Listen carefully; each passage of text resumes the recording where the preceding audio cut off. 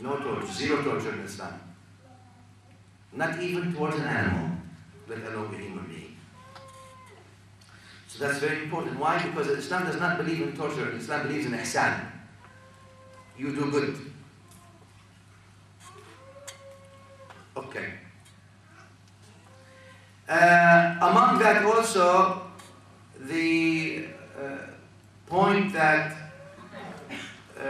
torture through some people, because I hear that sometimes, there is a story that people say that Sayyidina Ali Karramallahu ta'ala wajhahu ordered people burned with fire. There is no such authentic isnad to these kinds of stories.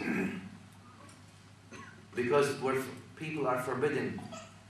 There's an explicit hadith of Bukhari that we are forbidden, everyone is forbidden to torture people or to kill people through burning them. You might have heard that some people always talk some wa'ad, and so on the manabir sometimes they say that Sayyidina Ali, some people they believe that he's God or whatever it is, so he burnt them alive. وَلَمَّا رَأَيْتُ الْأَمْرَ مُنْكَرًا أَجَّجْتُ نَارِي وَدَعَوْتُ قَنْبَرًا. There's no such thing. There's no authentic isnad to that. Imam Nawawi would not deviate from the sunnah of the Prophet sallallahu alaihi wasallam. And Hadith ibn Abbas في البخاري لا تعذبوا بعذاب الله. Don't torture people with the torture of Allah subhanahu wa ta'ala in sense, with the fire. And therefore, from that also you can take that Islam, even in an Islamic state, they are not permitted to what? To develop weapons that kill people through burning. Just because of that hadith. Right? And Islam only permitted people to use weapons only as defense. Otherwise, Islam does not permit people even using these weapons nowadays that blow up the body or penetrate the body or all damage the body. Remember what I said? That the body has a sacredness before and after. Even if someone is sentenced to death under a criminal justice system, then that body cannot be tortured or cut in pieces or whatever it is. So therefore, Islam only permitted that then as if that's the only means that you defend yourself with. Okay. Allahumma. In Hadith, where the Prophet ﷺ says, إِنَّ اللَّهَ كَتَبَ الْإِحْسَانَ عَلَى كُلِّ شَيْءٍ. This is very general, very beautiful. Ihsan on everything. Everything you do. Everything. Total everything. Absolutely. What ought to distinguish us as Muslims is ihsan. I don't know if I told you this story. I don't like to tell stories, but I'll tell you. You want me to tell you a story?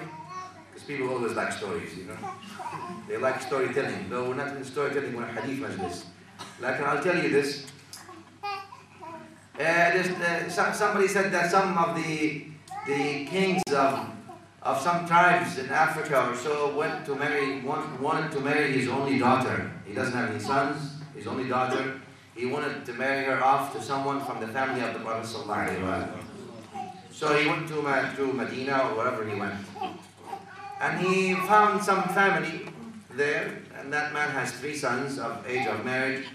He told them, look, choose one of your sons that you think is more suitable to marry my daughter so he can inherit my kingdom of my tribes. So the father told him, okay, come back to me tomorrow. He summoned his first son, his eldest one. He says, son, it always happens the eldest, right? I don't know why, I'm just again. So I'm not telling you this as authentic Islam. I'm just telling you, take it as with a grain of salt. So he summoned his first son. He says, son, if someone does you bad, someone does you injustice, dhulm, how do you do that? How do you act? He says, Father, Allah says, Bismillah ar-Rahman ar-Rahim, al-Ayn bil-Ayn, was-Sinnu bis-Sin, al-Juruh al-Qisas. If someone does me injustice, I will do them injustice, or I will repay them exactly of the measure they did me. Yani he slapped me on one cheek, I will not slap him on 2 cheeks. I will just return. Fair. I will only seek fairness. I will not go beyond fairness. Is it okay? He summoned the second one. He says, son, if someone does you wrong, what do you do? He says, father, if someone does me wrong, I'll forgive him. They did you injustice? He says, yeah, forgive him. He says, well, he says, it's my right. And since it's my right to seek, I can seek my fair retaliation, not excessive, but I choose to let go of my fair retaliation. I let go. That's just my nature. He says, okay. He summoned the third one. He says, son, if someone does you wrong, what do you do? The son says, father, if someone does me wrong, I'll do them good. He says, how come? They're doing you injustice. He says, yes, father, يَغْلِبُ طَبْعِ طَبْعُ. My nature and my upbringing and my essence and my akhlaq overcomes theirs. I treat people based on my standard, not based on their standards. If someone does me wrong, I'll do them good. Ihsan. Huh? Okay. Let's move on to the hadith number 18. عن أبي ذر رضي الله تعالى عنه. This is, let me tell you, you want me to tell you that, but it's not a story. Imam Abi Abdullah Hussein, waking up in the morning, early in the morning for wudu. The khadim of Imam Abi Abdullah, servant. The servant puts the, you know how they used to put the water in the jug, big thing of clay. So he's pouring the water and that clay, from that clay, the thing of clay on the hands up above the head of Imam Hussein, and he lost it and it fell and it went on the face of Imam Abi Abdullah. So blood came and it was painful. So he saw the face of Sayyidina Hussein changed. So that servant immediately started reciting the ayah. He says, Bismillah ar-Rahman ar-Rahim, wal-Kadhimin al-Ghayr. Those who hold their anger, don't express it. Imam Hussein says, okay.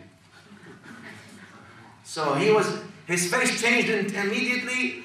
From he was upset, now because he told them, Allah praised those who hold their anger. So he held his anger. He says then, that servant did not stop here. He says, وَالْعَافِينَ عَنِ النَّاسِ. Because the continuation of the ayah, and then Allah says, those who hold their anger and those who forgive people. So the servant says, and Allah says also, which means those who forgive people, he says, go, you're forgiven. The servant continued, because the ayah has a continuation. It says, Wallahu yuhibbul muhsinin. And Allah loves those who do ihsan. Imam Hussein looked, okay, go, you are free, fi sabilillah.